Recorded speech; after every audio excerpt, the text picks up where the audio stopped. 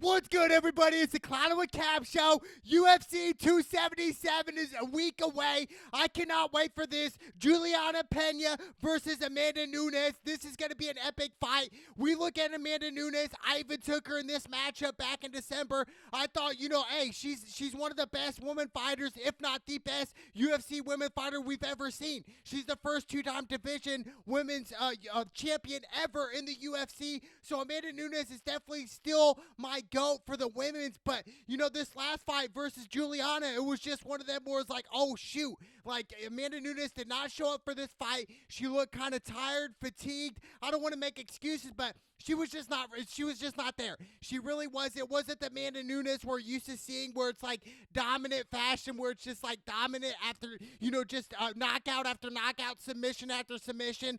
She's really been on top for about a decade. Amanda Nunes been on top for a decade until recently last year at UFC 269, where she did get choked out from a rear naked choke in the second round. And I was just looking at it like, oh shoot, dude. I think everyone picked Amanda Nunes in that fight. The odds were crazy. I can't wait to see what the odds are going to be come fight day, fight night. That's going to be crazy. But Amanda Nunes, nothing to take away from her. Let's say she does lose yet again. She's still great. She's still one of the best UFC woman fighter ever. But my thing is, she's got to win this fight. This is a legacy fight for Amanda Nunes. I really do believe that. She's 21-5 in the UFC. I mean, she was on a 12-fight win streak until UFC 269, which she lost.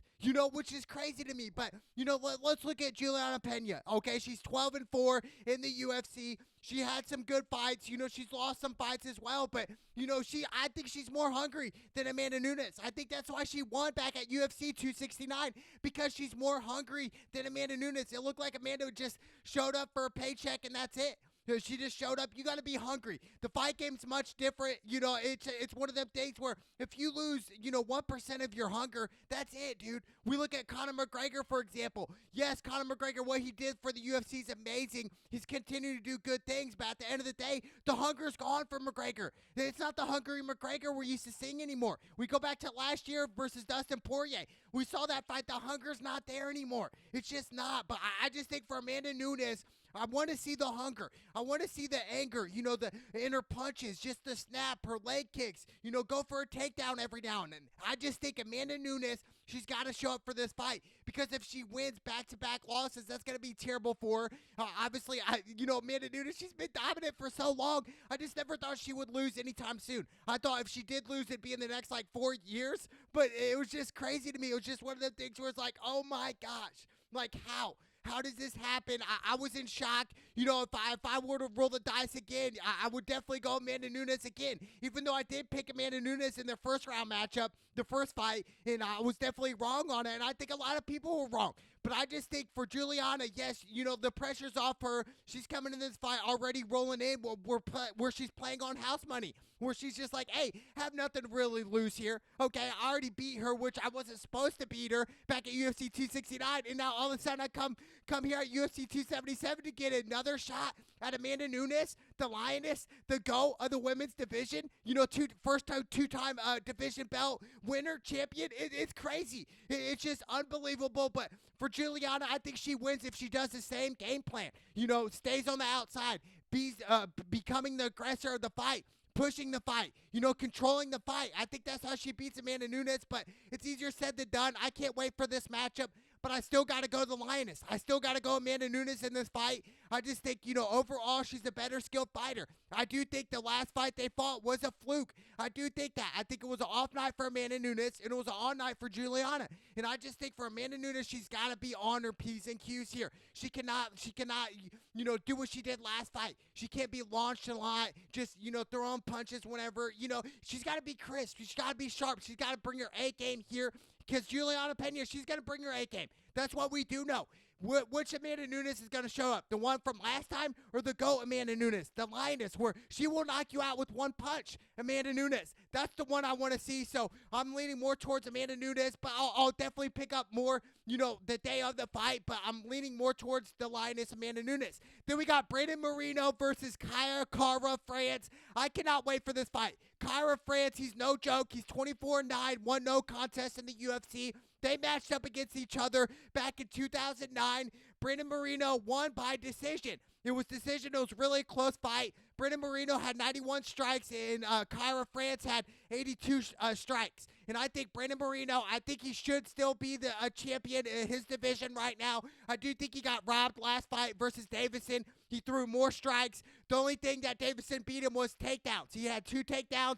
Brandon Moreno had 1 takedown. I mean, that's it, dude. And really, the whole fight, I thought Brandon Moreno was controlling the fight. But, you know, that's the past. We're here in the future. Brandon Moreno's right now 19-6-2. I think Brandon Moreno, these guys are so evenly matched. I think this really is a coin flip fight. I really do. I think both of them, they both had similar skills. They both can stand. They both can wrestle and grapple. You know, what side's going to be? Is it going to be the A-plus fighter for Brandon Moreno or the B fighter? You know, same thing for Kyra France. Is it going to be the A-plus Kyra or the B-plus France for him? You know, what's it going to be? I just think these guys know each other well. Like I said, they matched up back in 2019. I think they know each other so well where it's just like, hey, we're going to get in here. We're going to have a war here. This is going to be the fight of the night, the fight of the card. I really do believe it's going to be the Brandon Moreno fight. I really do. I think they're going to throw and stand and bang, and they're going to mix it up. I don't think the fight's going to go on the ground because I do think, you know, they're both evenly matched. They're not like hardcore wrestlers.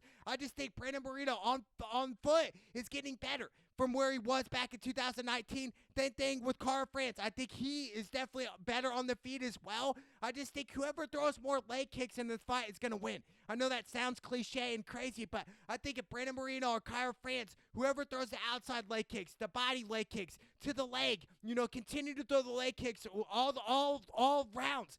What's it going to be? I think that's going to be the difference maker in this fight. I don't think they're going to go to the ground. I'd be surprised if they do. But I just think Brandon Moreno, he had so much going for him, became a champion, then he lost to Davison recently. I just think, you know, for Brandon Moreno, I think he is still a champion in my eyes. I really do. I think he got robbed that fight. I think this is the fight where Brandon Moreno's going to show out who he is. I think if Brandon Moreno wants to become champion yet again, to actually become champion, quote unquote, I think he needs to knock out Kyra France in this fight. I think he needs to get in and hit him with a couple overhand rights, hit a body shots, couple leg kicks, and just go for the knockout. Go for the kill here. If I'm Brandon Moreno, you got so much going. And the thing is with Brandon Moreno is if he wins this fight, he's got leverage to say, you know what? I want my title shot back next fight, right here, right now. I think he's got that leverage to do that. And I think Brandon Moreno understands what's at stake in this fight, because if Brandon Moreno does lose this fight, it's not going to be good for him. He's got to go back to the basics, X and O's. He's going to drop down in rankings. He's got to go all the way back to become a #1 contender to get that UFC title back yet again. But I think for Kyra France, he's on a 3-fight win streak. This guy can bring it, dude. He really can. And I remember he fought recently. I watched him last year, probably about 7 months ago, where I was just like, dude, this guy's got hands. He's quick. He's explosive, and he's hungry as well. So I think this is going to be one of the hardest fights for Brandon Moreno coming into this fight. I really do. Kyra France is no joke, dude. He is no joke. And I think, you know, whoever's going to be the aggressor in this fight is going to win. Typically, that's how it is. Not always. But I think whoever's a smarter, calculated fighter in this matchup is going to win this fight. I can't wait. I really can't. But, you know, I'm leaning more towards my homie, Brandon Moreno. I want to see him get the dub. Because, you know, he's, you know, a story from started from the bottom from, hey, I'm going to become a champion one day.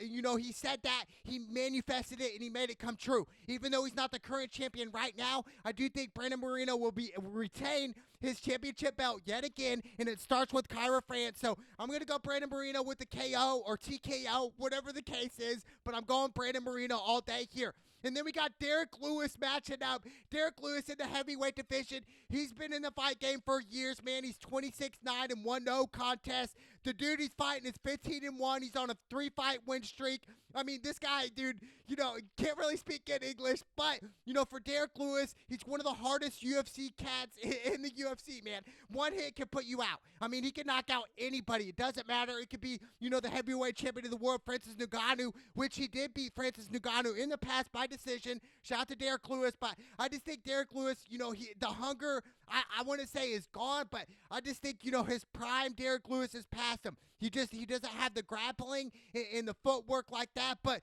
like I said, I've seen Derek Lewis fight, and the first time I seen him fight was I think it was the McGregor Khabib card. He was on that card. He was losing the fight, and in the last round, with about a minute to go, he knocked this dude out with just one overhand right, and it was such a perfect punch, and the dude dropped, dude, like a bag of ice. It was just like pop. It was like, holy shit, dude. That is crazy, man. That is insane. So I'm going to roll with Derek Lewis, although he could lose this fight.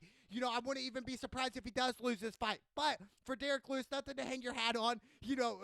Another crazy story, how he got to where he's at today. It's amazing, inspiring. But shout out to Derek Lewis. I'll roll with Derek Lewis here in this fight by KO. And then we got Anthony Smith fighting. Look, Anthony Smith, the OG of the UFC, been in the UFC for about a decade now. He's 36 and 16. He's amazing, dude. Amazing fighter. And I think he's an all-around better fighter than who he's fighting. This guy named Magod. Something like that. Anyway, this guy's 17-1. This guy's no joke who he's fighting. But I'm still going to roll with Anthony Smith here. I think Anthony Smith is a better calculated fighter overall. And I think Anthony Smith wants to keep the fight standing and bang with them. Anthony Smith, he's fought legends. He's fought the GOAT John Jones before. He's fought all types of guys where he knows what's coming. And I've recently watched Anthony Smith fight. I think it was last year or the year before, and this guy was talking so much junk, and Anthony Smith just looked at him like, really, bro? I've been in this fight game for over a decade, dude. I fought the best, and he knocked this dude out, made him look dumb. And the thing is talk doesn't win you fights. Fighting wins you fights. Fighting smart, not letting anger overtake you. That's what wins you fights. Okay, I used to think, man, anger's gonna win, dude. Anger's gonna be the cause of winning fights. No, actually, it's the opposite. If you let anger overtake you, you're gonna end up more times than not lose the fight. You're gonna run out of energy. You're just not focused. You're not thinking smart. So, I'm gonna go Anthony Smith on this fight. But I just think for going back to the Brandon Moreno Kyra France fight, I think this is gonna be fight of the night on this card. I cannot wait. I'm leaning more towards Brandon Moreno, but Juliana Pena and Amanda Nunes, look, this is going to be an epic fight, for the title yet again. And like I said, Amanda Nunes, first woman to ever have 2 championship belts in 2 different weight classes in 2 divisions. So Amanda Nunes still my go of the women's side of fighting. She still might go, although if she does lose this fight, she won't be my go. I just cannot wait for UFC 277. It's going to be epic. Not to mention the fights that are coming up. UFC 278, we got Usman versus Leon Edwards. Usman's really lapping these guys. They already fought, and for Leon, no disrespect to him, but I just think Leon dropped the bag when Nate Diaz almost knocked him out. Okay, in that later rounds. And Nate Diaz could have knocked him out if he didn't start pointing at him and acting the fool, but that's just Nate Diaz. Shout out to Nate Diaz. And speaking of Nate Diaz, he'll be on the main fight card of UFC 279, Diaz versus Chimaev. I can't wait for this fight, man. This is going to be awesome. Everyone's picking Chimaev. I got to go my OG, triple OG, Nate Diaz all day, every day. But I cannot wait. The UFC from here on out is going to be epic. Although, recently in the past couple months, it kind of been dry to me. But, looking at UFC 278 and 279, I cannot wait. And not to mention, hopefully, Conor McGregor and Michael Chandler might match up later on this year. I think that'd be great numbers for the UFC and Dana White. I cannot wait. But UFC 277 is almost here. I'm going to Lioness, Amanda Nunes, and Brandon Moreno. Those are my lock picks, baby. I cannot wait. It's the Cloud with Cab show. Let's go!